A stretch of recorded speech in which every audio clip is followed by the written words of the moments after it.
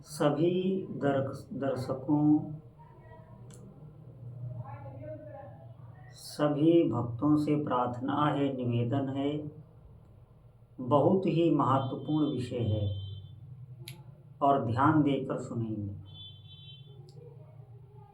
देखिए, हमारा जो सनातन वैदिक हिंदू धर्म है,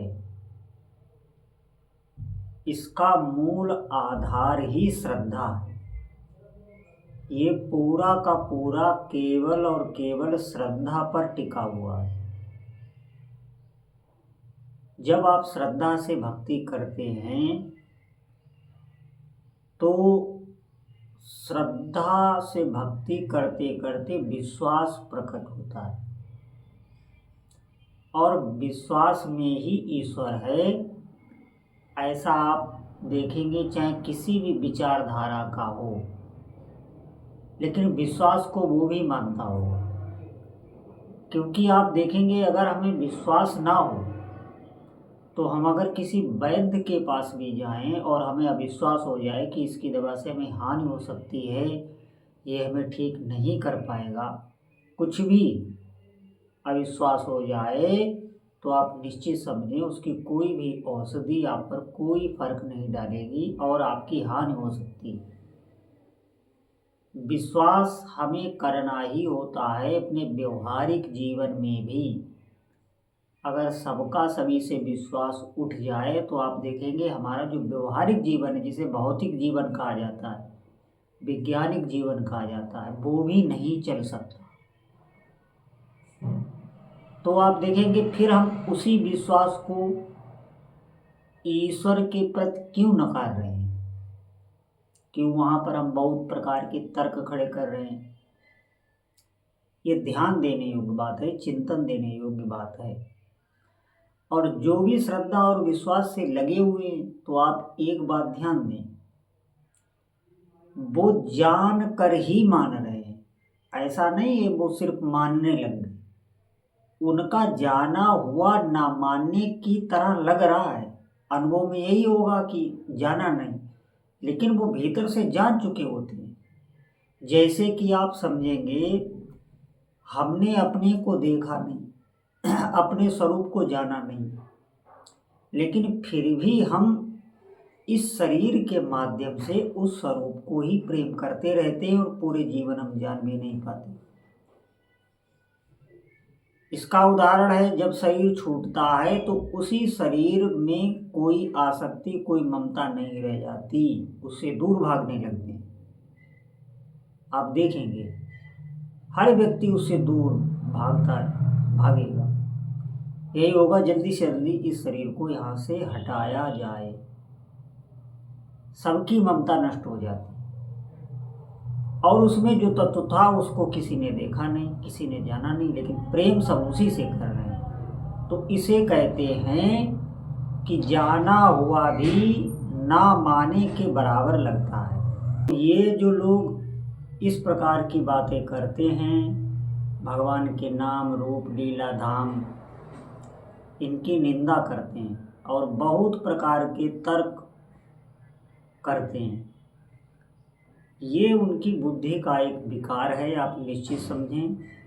और ये ऐसे लोग होते हैं जो भजन नहीं करते, जिन्होंने प्रारंभ में मूर्ति पूजा, यही अपने सनातन धर्म से ही वो जुड़े थे, लेकिन अत्यधिक कामना पूर्ति के कारण और जीवन में कोई ऐसी प्रतिकूलता आ जाना जिसको वो नहीं चाह रहे थे, और जीवन में भजन उनके था नहीं, तो ऐसी उनके साथ घटनाएं हो जाती हैं, तो वो अविश्वास करने लगती हैं ईश्वर, फिर वो निंदा पे उतरते हैं,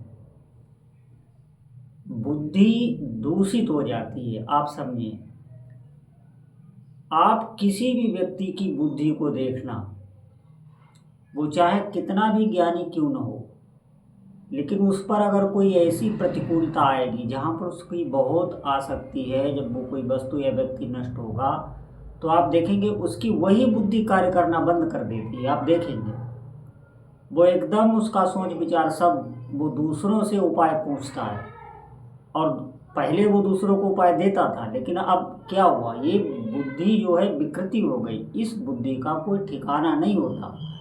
ये केवल और केवल भगवत भजन से ही शुद्ध हो सकती है, बलवती हो सकती है। श्रद्धा से ही सब काम बनने वाला है। बिना श्रद्धा के आप समझिए कोई उस ईश्वर को पा जाए तो असंभव है। और इसीलिए भजन पर जोर दिया जाता है, क्योंकि भजन से ही आप बलवान बन सकते हैं। ये बुद्धि पूरी की पूरी प्राकृतिक होती है और इसकी कोई सामर्थ्य नहीं है। ठाकुर जी की सामर्थ्य से ही ये सामर्थ्यवान हो रही है, उन्हीं के ज्ञान से ये प्रकाशित हो रही है। नहीं तो जब वो इस शरीर से चले जाते हैं तो आप देखें कुछ भी नहीं रहता, सब अपनी जगह पर शांत जड़ हो जाते हैं। तो इस बात को हमें समझना होगा, अपनी जो सनातन पद्धति है, जो पूर्वजों से अनंत काल से चली आ रही है, हमें उस पर मात्र श्रद्धा ही करनी है और कोई रास्ता नहीं है। और इसके बहुत लाभ हैं, ऐसा ना समझिए। जब हम देवों की पूजा अर्चना करते हैं, वंदना करते हैं, तो उसका हमारे भौतिक जीवन में बहुत लाभ होता है। आप देखेंगे सब उस व्यक्ति की समस्याओं का समाधान होने लगता है, आप विश्वास करके देखें। और ये हमारा ही कहना नहीं है, जो भी इस मार्ग पर चल रहा होगा उसे, क्योंकि अनुभवों से ही मार्ग पर चला जाता है। नहीं तो कोई चले भी ना, हम भी नहीं चल पाए, अनुभव होते रहते हैं। और जब उसकी वो स्थिति आती है तब उसे भगवत दर्शन होते हैं। और भगवत दर्शन के लिए भगवत इच्छा भी होनी चाहिए। अभी हम देखें हमारे भीतर कितनी इच्छा है भगवत दर्शन की, कितना हमारे भीतर वैराग्य है, नहीं है। ये बात हमें सब चिंतन करनी चाहिए। उसके बाद हमें ये सोचना चाहिए मार्ग एक ही है, केवल भक्ति का, जो हमारे साधु संत बताते हैं, भगवान नाम जप का। ये आप करें, थोड़े ही दिनों में आपको दिव्य अनुभव होने लगेंगे। और ये जो बताने वाले हैं आप निश्चित समझें, ये बेचारे हैं। थोड़े दिन बाद इन्हें ऐसा अनुभव होने लगेगा और विपरीत अनुभव इन्हें होने लगेगा। इन्हें एक से नहीं, इन्हें धीरे धीरे पूरे समाज से फिर घृणा होने लगती है। क्योंकि जिसको भी सनातन धर्म से घृणा होने लग गई तो आप निश्चित समझें उसे पूरी प्रकृति से घृणा हो जाएगी। केवल अपने सनातन हिंदू वैदिक धर्म में ऐसा है जो इतनी अच्छे तरीके से प्रकृति की पूजा है, और कहीं भी आप देखेंगे ऐसा नहीं।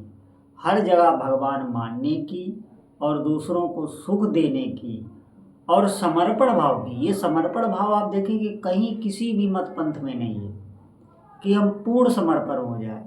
जो ठाकुर जी जैसी उनकी इच्छा है, उनकी इच्छा में ही अपनी इच्छा को मिला देना, इसे ही समर्पण कहते हैं। और ये भाव भजन से आता है, ये बुद्धि समझ भी नहीं सकती, और ये बहुत ऊंचा भाव है, ये सिर्फ अपने ही धर्म में है। तो सभी साधकों से प्रार्थना है, अगर आप वास्तविक कुछ जीवन से लाभ लेना चाहते हैं तो आप चलते रहिए और नाम जप कभी छोड़े ना। नाम जप ही सब धर्मों की जड़ है। आप इसे करते रहिए, धीरे धीरे आपको सब अनुभव में आ जाएगा। बोलो जय जय श्री सीताराम।